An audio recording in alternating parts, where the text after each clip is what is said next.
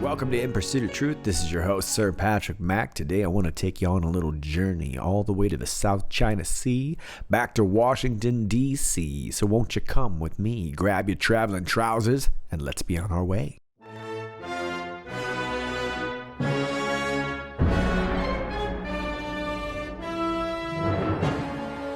So last week we finished up with the Republican National Convention. Overall, a pretty successful event, I would say.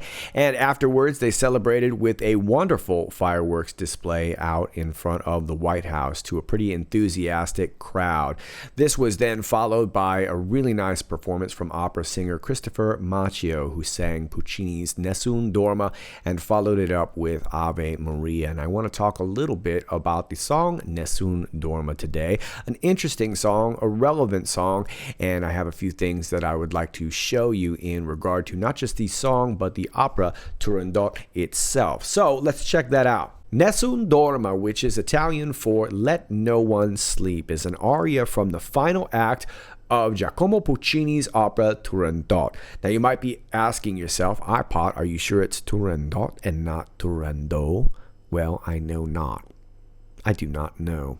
It was rumored that Puccini himself pronounced it Turandot, but there's a lot of historical evidence that suggests that it likely comes from an original pronunciation of Turandot, which is why I pronounce it that way. We'll talk a little bit more about that in just a second, but I do want to clarify that I'm IPOT, not IPO. But this was written in the 1920s. Puccini actually died in 1924, and Turandot was finished a couple years later by Franco Alfano in 1926. This was based off of Puccini's readings of Friedrich Schiller's 1801 adaptation of a play, also entitled Turandot. This was written in 1762 by Count Carlo Gozzi, and this actually goes even further back into ancient Persia, ancient Mongolian, from a story entitled Turandot, meaning daughter of Turan, which is pretty common in Persian poetry. So that is the general assumption that it is pronounced Turandot. But this is a pretty old story. This opera is set in China, and the main character is Prince Calaf. And this is from Wikipedia, who falls in love with the cold princess Turandot. To obtain permission to marry her, a suitor has to solve 3 riddles. Any wrong answer results in death.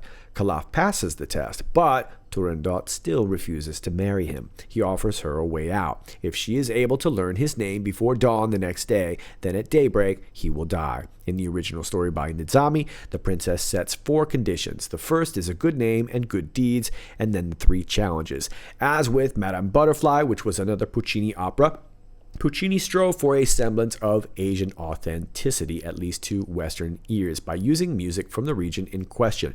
And we're also going to talk about that in a little bit.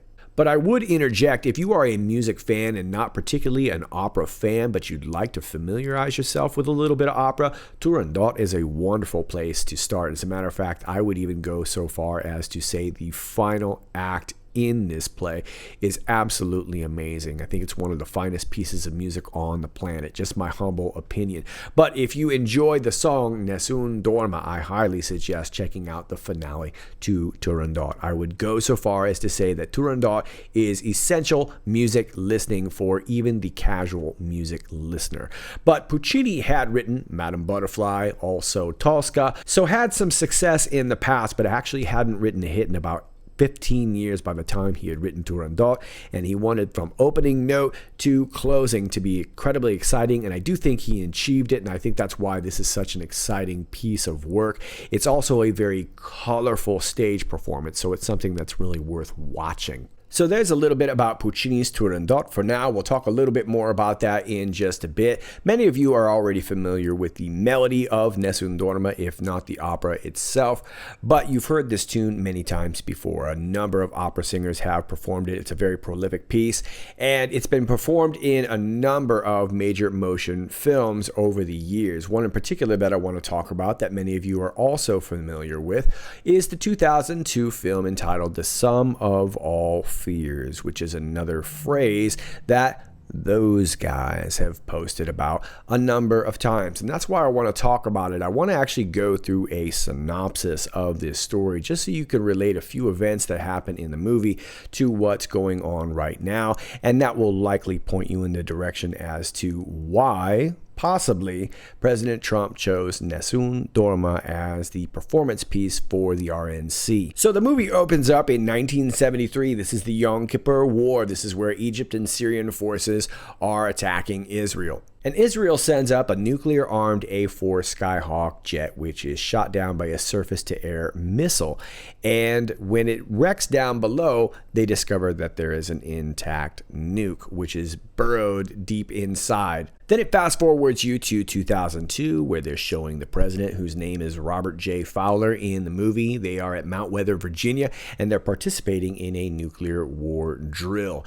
And this is where we start to see that there is sort of a shadowy neo-Nazi group which is inside the CIA, and they are also meeting in Vienna, and they're essentially planning to detonate a bomb. At the same time, they're showing in the Golan Heights this Arab scrap metal dealer who discovers and excavates from this plane crash site this bomb. This ends up getting into the hands of an international arms dealer who buys the bomb for like $400 and then turns around and sells it for $50 million. And essentially what's going on is that this group is trying to provoke a war between Russia and the United States. Around this same time, they have this disappearance of these 3 nuclear scientists. I don't want to give away the whole movie, but you can kind of see how these correlations between the movie and what's going on now are very similar, and their intention is to set off a bomb in a football stadium that happens to be located in Baltimore, one of the cities that in the United States has recently undergone quite a bit of violence, looting, rioting, and a lot of political corruption. But in the movie, the nuclear bomb actually goes off, kills a lot of people, and the president ends up having to stay on Air Force One. And this is something that those guys have suggested a possibility of in the future. This leads to a series of events of trying to shut down missile silos and all kinds of different hijinks that are about to ensue. But at the end, the president of the United States and the leader of Russia end up signing a new arms reduction treaty, and this ends up leading to the assassination of a lot of these deep state neo-Nazi knuckleheads, or whatever, these deep state knuckleheads. And at the end scene, as all these guys are being assassinated, they play the tune Nessun Dorma. So that is the general plot of Sum of All Fears. And I know I said I didn't want to give away the plot, but you know what? I lied. I do want to go more into detail with some of this because I think it offers up a lot of insight as to what's going on today. I don't think this is the greatest movie ever, but there most certainly is a lot of great insight being offered. Consider this is a Tom Clancy movie. Tom Clancy authored the book Sum of All Fears, also authored books like Patriot Games, Hunt for Red October, which is another story that those guys have mentioned. We're only talking about this one today, but there's a recurring character in a lot of these stories named Jack Ryan. In this particular movie, Ben Affleck plays Jack Ryan.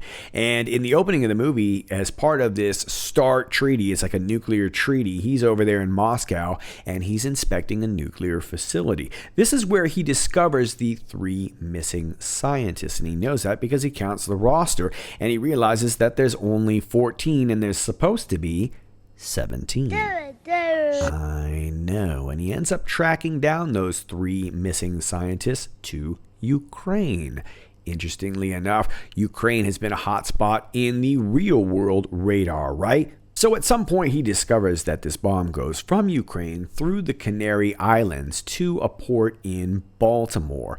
That kind of suggests to me this old guard route through these Canary Islands. Think about all these tech billionaires, everybody that we've been talking about, Epstein, Ghislaine Maxwell, all these knuckleheads that have these private islands out there. And who was in charge of scanning all of that? Scott Borgerson, which was the same quote-unquote boyfriend, husband, we don't really know, but the guy that was housing Ghislaine Maxwell. He was in charge of a company that would end up scanning most of what was going through these old guard routes, and we'll talk more about that in just a bit. But that's what it suggests to me. And then we have the character of this Austrian billionaire, Richard Dressler, who I think is kind of a bastardized version of a George Soros, but you could kind of pick a lot of names that I think would correlate with this Richard Dressler. But at the end of the day, in this movie, Dressler, who turns in a great acting performance, but really offers up most of the insight as to what's going on.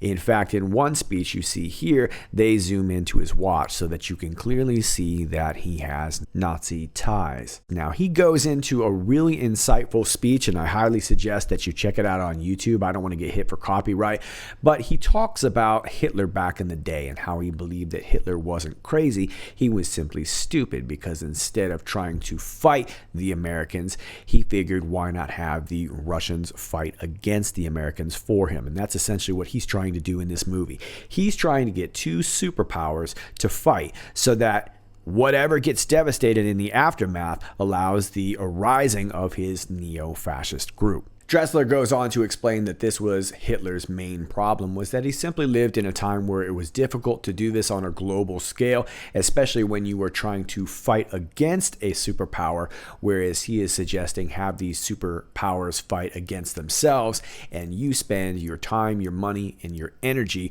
on making that happen so that you can rise through the ashes. And that's what we're seeing right now. We're seeing a lot of war drum banging. We've seen it with North Korea. We've seen it with China. We've seen it with Russia.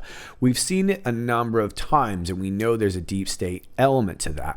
And that's what's so intriguing. And I'm flashing this to you on the screen so that you'll know where to go search it. It's called This Virus is Airborne, and he is talking about fascism as a virus, how it's never gone away. And it's an interesting analogy that he's making. He mentions that this virus is airborne, and that the great way to spread this would be through fascism. And this is something that we're seeing directly correlating with what's going on with the United States right now. So what we're starting to see unfold on top of what's going on in the United States is this global chess positioning, right?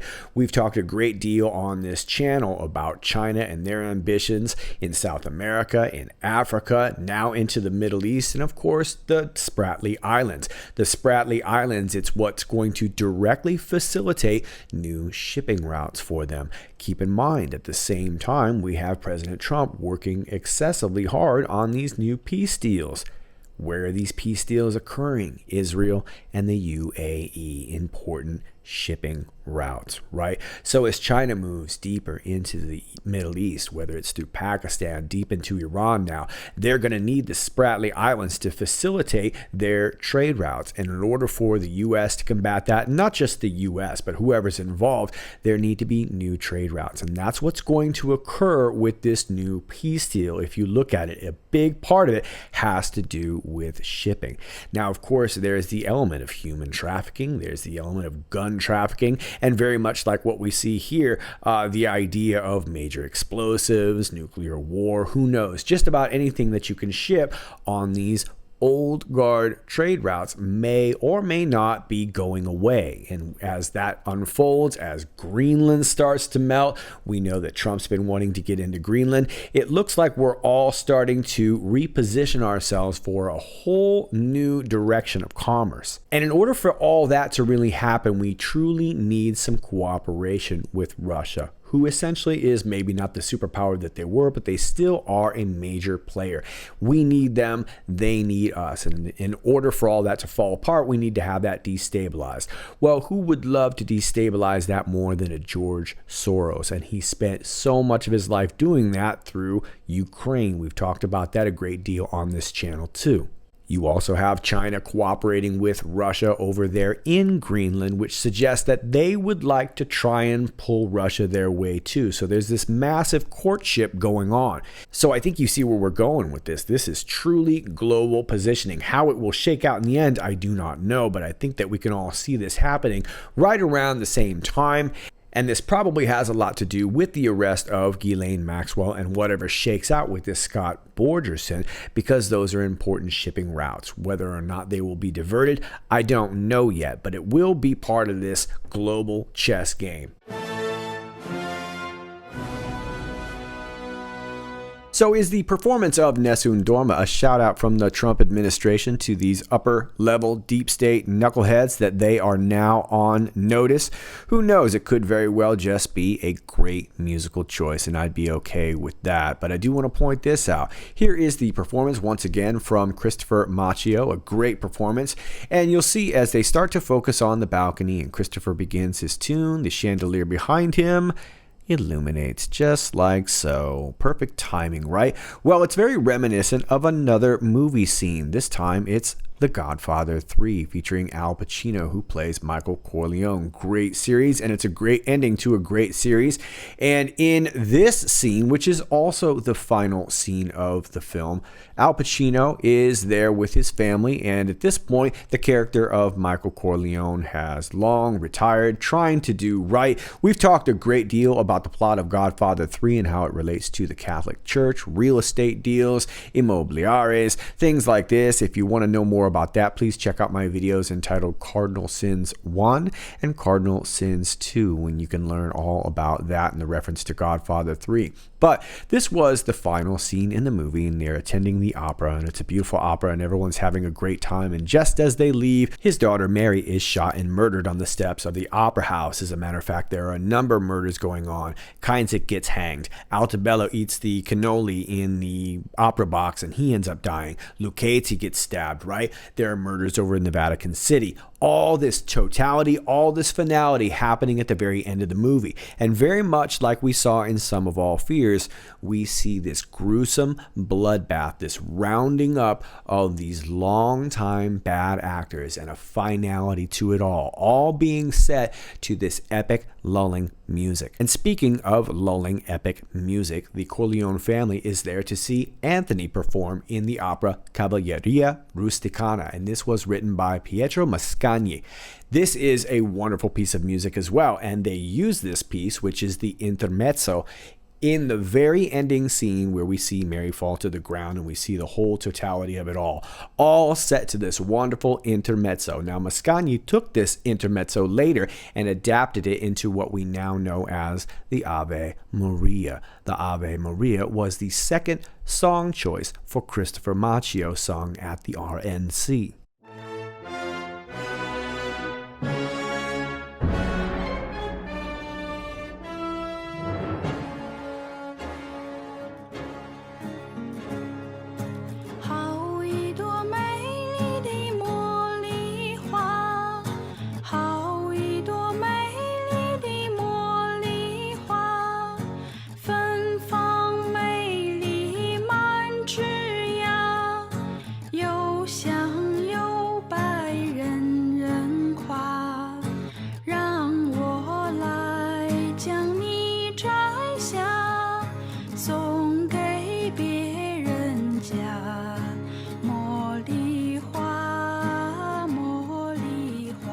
Now for another interesting coincidence, if you will, I want to take you back to the original story, which is that of Giacomo Puccini's opera Turandot, set in China, southern China in particular. And there's a lot of Southeastern Asian vibes going throughout this whole show. And very much like Madame Butterfly, Puccini was not only expressing these ideas, but now with Turandot was sort of trying to push this onto Western ears. And he knew that wouldn't be very easy, so he knew he needed to make it very big, very dramatic, and of course he made it incredibly colorful. And he wanted to keep it very simple. And this is something that's very common with a lot of these great composers, is that they would just choose one simple melody and then run variants on a theme. And that's exactly what Puccini did with this. In this particular case, he chose a traditional Chinese song known as Mo Li Hua. You just heard it, and you heard a different version of it at the very beginning of this video. It's a very standard song, not throughout China, but really throughout Asia. If you have ever been to a Chinese school or dealt with any kind of Chinese children, most of these kids will know this song. This is sort of one of these songs that people actually learn as they learn their own language. Mo Li Hua simply means jasmine. And you may remember this being played at the 2004 Summer Olympics, and this was actually played during the 2011 Chinese protests. But what's interesting about this song is where it comes from. It comes from back in the Qing Dynasty. And this was from a common custom of giving jasmine flowers, which is popular in the Delta region of the Yangtze.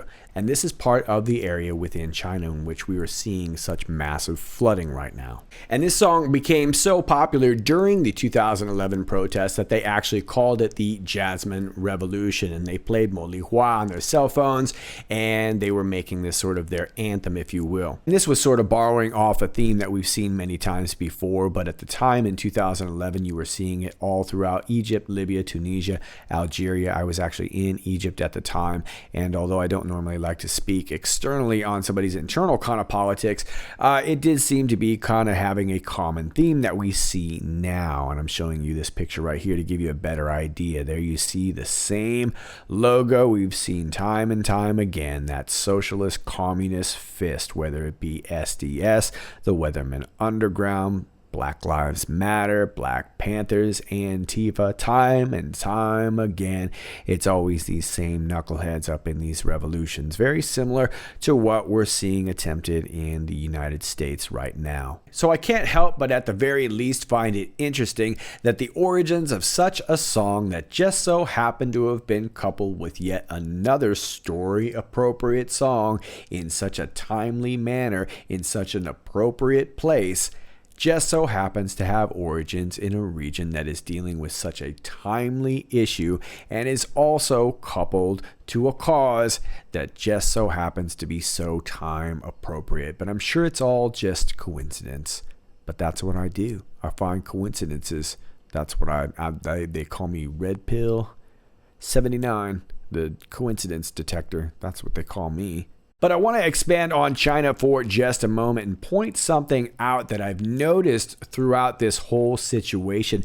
And that is that from such a region like China, in which the art of war, so much of what all of this is based upon, the art of war originating in China. And yet China themselves appears to have violated their own principles. And this is why. With the very construction of the Three Gorges Dam, now they have to maintain it. They know it's flawed, they know it's warped, and the rains haven't stopped. Now, they've come out and said that it looks like they're dying down, but these people are just visiting outskirt regions in which the flooding has already kind of passed. There seems to be a lot of damage still going on. Billions of dollars of damage. Millions of people are displaced. I do not know how many people are dead. It would be really hard to know. They're saying it's probably in the hundreds, maybe thousands, but I'm not really sure. So don't quote me on that. But either way, it's a massive amount of damage. And this is going to last for quite some time. At the very same time, we just had China confirming that they are indeed going to make the two largest purchases of corn. We talked a lot about that on my channel, and Trump was just talking about it the other day. These massive purchases of corn, and that's going to be a very big deal, and it's because so much of that is going to be damaged for them. But this is going to change things in a very big way. But the reason why I believe that China has violated their own art of war law, China is wise enough to know that the Three Gorges Dam is a point of vulnerability for themselves. So they can't just go starting a war, because they know that whomever they attack is going to go straight for that dam and essentially kill millions of people. Now, the United States have openly stated that they would not do that. Even if provoked, they would never do something like that. It would be hard to say. I imagine it would be a pretty desperate move for the country of the United States. But for a country like Taiwan that might be fighting for their very survival, it would be a spot that they may at least consider. So right now we have this courtship of Taiwan. We have renewed ties with the United States, and they're stating that they're going to continue to sell them weapons, and I imagine that's probably going to go pretty well. And at the same time, China is doing their own version of that, but theirs is a little bit more insidious, where they're essentially trying to send a lot of their politicians and their influencers over there and gut it from within, an insurgency, if you will. So how it will turn out, I'm not sure, but that's going to be the first piece of real estate that China is going to go for. But the problem is that with the art of war, you always have to maintain some sort of element or ability to have the element of surprise. You might not always be the biggest army. You might not always be the most well-trained navy. You might not always have the best resources. You have to keep the ability to surprise your enemy. But at this point, knowing how vulnerable that dam is, China has a very public plan of how they choose to let their water out. And they know that if they actually go on the attack or are attacked, they're going to have to release more water from these dams or certain dams in the area. But either way, there is a system for this, and it's gone very public for China. So if they do this, this is an obvious sign that they're either planning to attack or be attacked, which is also likely why they are moving into Australia and moving into South America and moving into Africa and the Middle East, is because they really have nowhere else to go. And they most certainly can't just invade anyone at this point, because their ability to surprise their enemy has gone away, and they're incredibly vulnerable at the Three Gorges Dam. So hopefully this will work out for the people. But again, I can't help but think that this is going to create a global shift. So there you have it. Was this simply well-selected music for the RNC to pump everybody up for the next election? Or was there a deeper message being sent out to the global elite that this movie's about to wrap itself up with a grand crescendo and a murderous montage, all while a beautiful aria plays? As always, you decide, but I'll leave you with this. I tweeted this earlier from Kamala Harris. September is Suicide Prevention Awareness Month. To anyone who is struggling, please know that you are not alone. That's kind of you, Kamala. That is very, very kind of you. It was also kind of Susan Rice to do it when she did it back in June.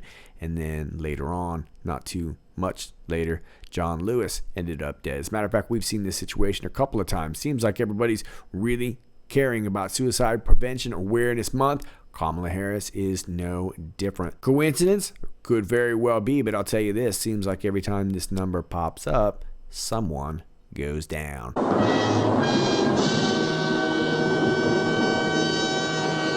Yikes, so be on the lookout, and I want to point out this last story here. This is from the Daily Mail from August 28th, revealed top U.S. intelligence official shot himself dead in his yard.